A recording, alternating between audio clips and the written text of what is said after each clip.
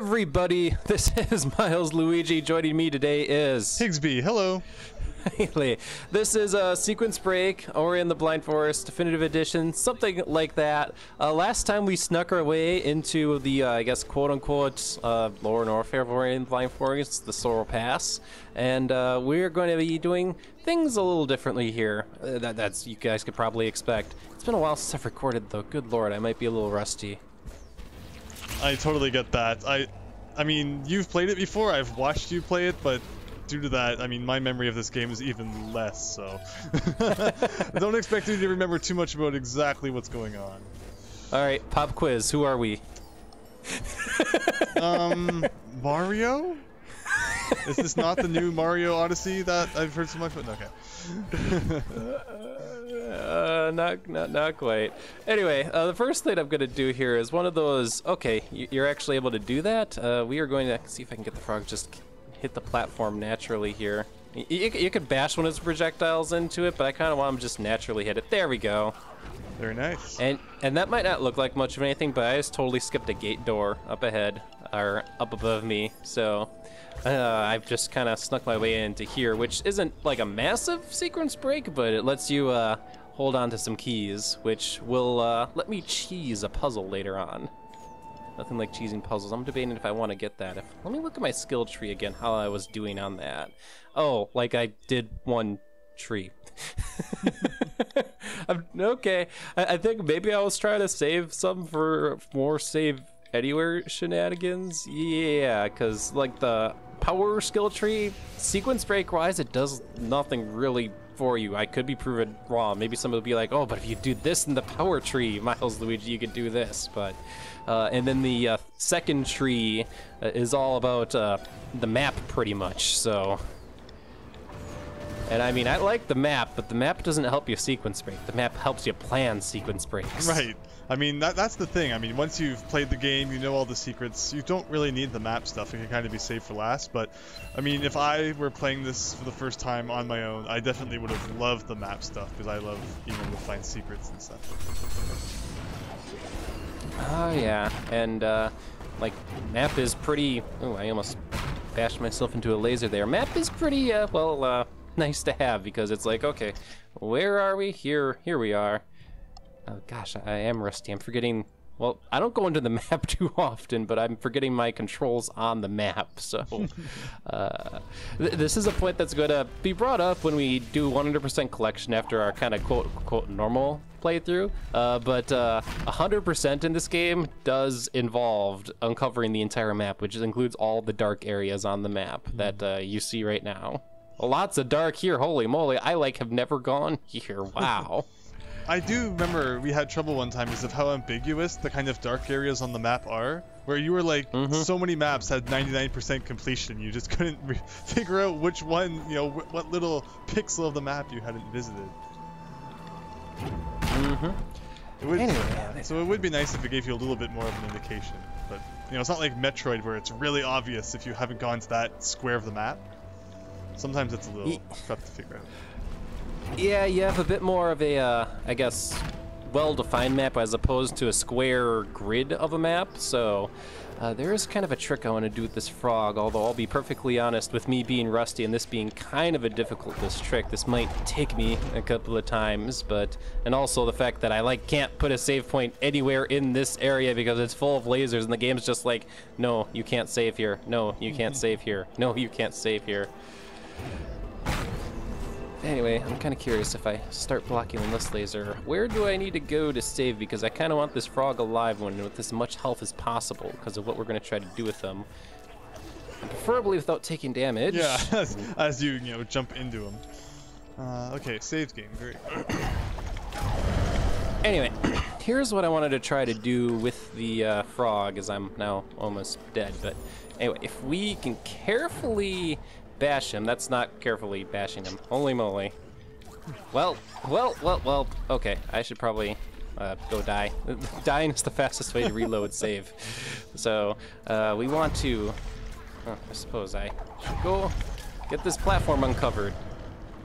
Save me the time to do that. Basically, I want to try to bash this frog up this big, large corridor if possible, because it'll let us do some funny stuff. Well, Oh, he just respawned. Sure, that works. And the problem is, as you can see there, this corridor is spikes both sides. And it's the nasty kind of spikes, too. They do lots of damage. It's the same kind of spikes that were kind of at the bottom of Sorrow Pass that did lots of damage. I have Ultra Defense now, and they do 3 damage. Without Ultra Defense, guess what? They do 4 damage. So they're a one-hit kill if you've never upgraded your health, no matter what. Yeah. This, okay.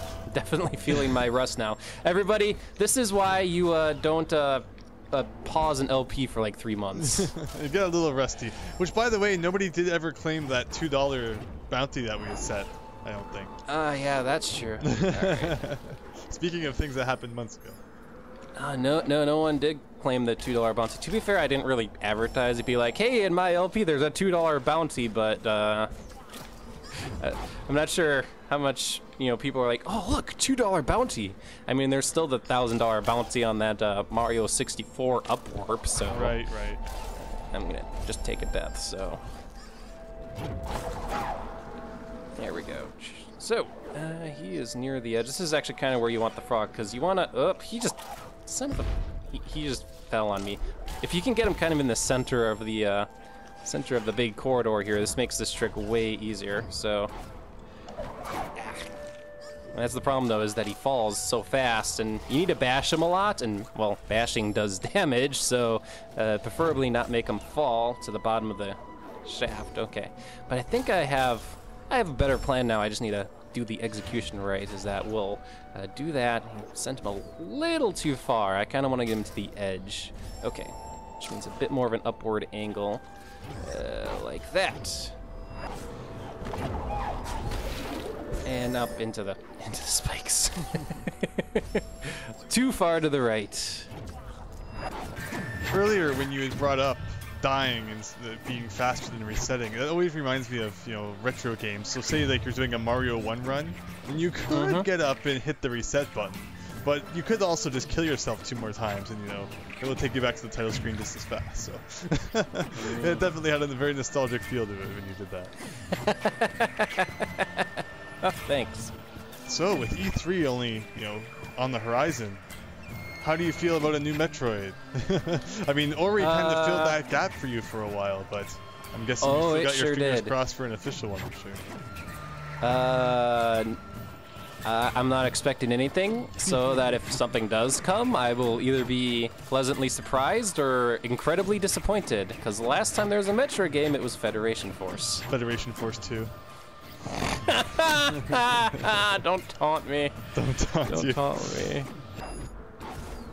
If you had to rank Ori among the 2D Metroid games, where would you place it? Do you feel it's better than some of the 2D Metroid games, or is it, you know, kind of stuff? I do. Yeah. I do. I'd probably put it under Super Metroid at Zero Mission. Similar to Fusion, I'd probably put it above Fusion. Alright, we're almost there. We're gonna have to do a rocket jump right at the end too here. Helps if I can rocket jump. There we go. Please get a shot. Yes! Yes! I did it! Haha! Well done. That completely bypasses like half of Sorrow Pass if you could do it. It is a pretty precise trick, though, in case you couldn't tell. Well done, though. Thanks. Thank you very much. You're welcome. And like that, we are actually on the top of the world. This is the top of the world. We got a bit of a story cutscene here, and if I did a save anywhere through it, I could actually skip it, but the point of this road wasn't to speedrun, even though that was totally a speedrun sequence break I just did. It was one I had to show, though. So go ahead, kick back and relax, talk. I have to say, enjoy the cutscene, but I'm actually to say, since you brought it up, I'm actually trying to think of what 2D Metroid games were there? There was, you know, the original Zero Mission and Super Metroid and Fusion, and I'm like, I'm missing one. What am I missing? Fusion, Zero Mission, Super. Well, I mean, obviously the original and then the Game Boy one. Oh, the Game Boy one. Okay. That's right. and I still I need to get back to play AM2R. Thank goodness I downloaded a copy before Nintendo was like, no. Well, see, that's the best thing. Like, you don't announce it. Like, I mean, I know it's really tempting to, you know, get hyped for projects like that and such, but the best thing you can do is just release it without anybody knowing anything about it, because then once one person has it can at least, you know, get out there, right? How many hacks have been like, you know, oh, it's a month from release, and it gets shut down? It's like, no, just release it, and then talk about it. Nothing can be done once it's released. It's like, if you're gonna do anything, just show really basic concept art and then go silent till it's done. Yeah, okay. See, I would totally do that. It's like you're making a fan game about 2 or 3 months out. You'll be like, "Hey, I'm working on something. Yeah. Just show some art," but then go completely silent. Yeah, like never give like a release date. Never say like, I'll release it in March, because you know that the letter's coming in February. So don't do that. Exactly. Don't say, "Hey, it's coming out at this date." Don't like do anything like that. Just once again, if you're going to do anything, just slight, minor hint towards something early in development, and then go quiet till the day release. Just be like, "Hey guys, it's out now." You tell them it's going to be out, probably out 2019, and then release it like the next week. June 2017. But it's like, yeah, you announce, yeah, it's going to be released in like the next 2 weeks. It's like that cease and desist letter is now in the mail. In the mail. They're actually sending it through snail mail. I was just like, oh, my postman never delivered that. Oh dear. But yeah, in the middle of Surreal Pass here is this gigantic, I suppose we can't really see further to the right, but gigantic, like, spiky maze of doom that you have to use Curl's Feather to get through. But because we collected the keys from earlier, it's like, well, what maze? There's no maze here, and this lets us get our final ability. It's a good one, too. Which one would that be? So, our final ability. It is the charge jump. To make another metric comparison, this is our screw attack. It lets us jump really high. It lets us go off of walls like this. It's an attack. It is ridiculously good. So this makes Ori super mobile. It basically lets you unlock the entire map, which is, well, kind of the point of a final power-up. And, well, it's a big jump. You open up a lot of the map when you get a big jump. So it's unfortunate that it's sequestered away in an area of the game that is really hard to sequence break into. So... but anyway, it's a good ability, and of course to test out your ability, you're thrown into lots of spikes. If there's one thing Surreal Pass is good at, it's lots of spikes. But yeah, our charge jump here, you can charge jump into enemies, and yeah, they're dead. And here's our save point here in this area, so... And furthermore, the charge jump does a lot of damage. I couldn't tell you its damage value off the top of my head, but it'll break through walls like this, so... Oop, not run into spikes, though. Sadly, it does not protect you against spikes, though. Oh, if only it did. Spikes, the age-old nemesis of video game protagonists. One thing that I wasn't quite aware about when it came to the Surreal jump is that if you're on a wall, you can aim it. So, you're on a wall, you can aim it, whereas, you know, when I was playing through the game originally, I didn't think to use my full control stick to try aiming it, so... But yeah, you can aim it, and that's kind of a necessity, and it helps if I don't go into the... I forgot that corridor had lasers. Oh, Lord. Okay, so... after getting the Sunstone, well, we picked up the Sunstone, then the ability. The normal order there is actually to get the ability, then the Sunstone. We can actually go to the final dungeon of the game. All right. Although to get there, we first have to drop all the way down through Surreal Pass like this, which takes a little bit to actually get all the way to the bottom. The area is very vertically orientated. Looks like VVV going on here. I guess it kind of reminds you, and I actually should have just teleported. I'm going to use this teleport here to try to speed things up. Here we go. So I say, in this episode, let's head on over. Did I have the closest teleport is Thornfelt Swamp? Okay, Thornfelt Swamp. Let's go ahead and head to the final area of the game.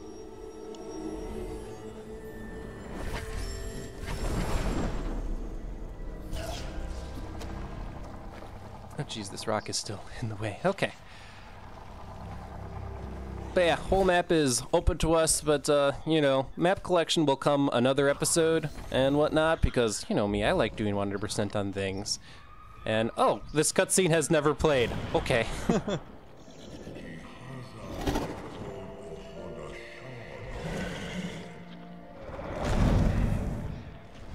That cutscene is still there. That cutscene normally, like, you beat the Ginso tree and, oh, that's that cutscene's time. So something I want to point out to everybody is that we never beat the first dungeon. We went through about half of it and then just stopped because, like, we didn't need to. Oh, the joys of sequence breaking.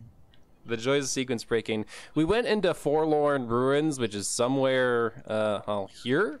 But we didn't complete it because, well, at the time we didn't have Kuro's Feather. And I could go back there. I have Kuro's Feather now. I could go beat it. But who needs to complete the dungeons when the only dungeon in the game you have to beat is the last one? So this, I guess, kind of area of the game is pretty open up to you from the beginning of the game, but actually doing anything here, you kind of, well, need all the abilities in the game. Because you first run into this laser dude and this green dude, and you're not getting through for until you can bash the green dudes once he chooses to respawn. And furthermore, like you get to this area, these green dudes do 6 units of damage to you if they crash into you. Not good. So... there's a save point over here. I should probably go take advantage of that before I just do something stupid. There's a switch somewhere. Where is that switch again? Oh, I know where it is. It's down here.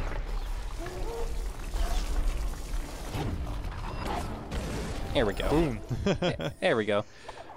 Aiming skills on point. Aiming skills. I bring that up because, you know, the game lets you kind of wander into this area, but good luck doing much of anything here. Once you do have Bash and Stomp, though, I suppose you could get left of here, and I really want to watch out for that laser. I forgot how much damage it does, but it's another one of those it kills you fast kind of attacks, so, yeah. Anyway. So it's not just orange and whatnot here for aesthetics, it's actually orange and whatnot here because there's like fire and lava here, and how this doesn't spread to the rest of the forest, citation needed. Citation needed. So thank goodness it doesn't, because this part of the forest is on fire. So anyway, this is where the final, well, dungeon of the game is located, and we have the key to it, so... you could get here once you have Bash and Stomp, but you would get stuck at this door, so... Final dungeon will be Mount Horu. I always like the kind of lead up to this, the entrance opening, and it's just a really neat area overall. I mean, this game is just very stunning to look at. Mm-hmm. I remember when, like, Braid used to be, like, one of the really only games where people would, you know, bring up. It's like art, it looks really nice. But now there's so many wonderful games that have come out since. It's really great to see, you know, the gaming scene now. It's not just the big companies who create really nice looking games. Oh yeah. And the aesthetics of this game, oh sweet, I pulled off that trick second try. So you might be wondering, Milesluigi, what did you just do? What did you just do? What did you do? I just sequence broke all of Mount Horu. From the... And got to the end. From the select screen? Yes. Okay, well, explanation needed. Citation needed. Citation needed is we're going to get to the final escape sequence now. Alright, so here's what happened there. You notice I quit the game and went out. When you hit that save point, right when you get into Mount Horu, the game is, I guess, in a normal state, but if you reload that save, I don't know who found out, but reloading that save there that the game makes causes the game for frame 1, oh gosh, the game frame 1 misplaces the doors. So if you happen to go into the door on frame 1, you don't go to the right area. And it just so happens, I don't know if it was intentional by developers or not, it just brings you to the end of Mount Horu. And what if that wasn't the thing? What if it couldn't take you right to the end? Would you be able to beat this level with like what your setup right now? Yes. So you still... I do actually, I have all abilities. I did get all abilities. I didn't just go past the charge beam the entire playthrough, Andrew. Don't bring that up. I still have nightmares about that. Oh shoot, this water is still poisonous, ah! All water is poisonous. All water is poisonous, even the final escape sequence water. Alright, you gotta bash your way through this, and provided I don't die, there we go. We did the escape sequence. We just beat the game, everybody. Yeah. I bet you didn't think watching this episode we'd do it, but that was actually my plan the entire time, was to do it. So yeah. Basically, speedrunners, someone found out that basically frame 1, when you start up a save, and specifically, I don't know if it has to be that save, it has to be from the door, but the actual locations of where the doors bring you aren't quite set. Because functionally, in Ori, the doors are just kind of teleport points. You go into the door, and it just teleports you to a different point in the map according to the game's logic. And I guess that door, frame 1, sends you to the end of Mount Horu instead of outside Mount Horu. So, but yeah, we didn't have to go through Mount Horu, which there's a lot of puzzles to Mount Horu. And while there are tricks you can do, there's no, like, I guess, way to sequence break it like we just did. You do have to complete all the puzzles, even if you break them. So, I will be showing off the puzzles, like, you know, when we do full 100% collection. That's neither here nor there, because Ori and the Blind Forest, for you guys who haven't seen these cutscenes, a moment, please.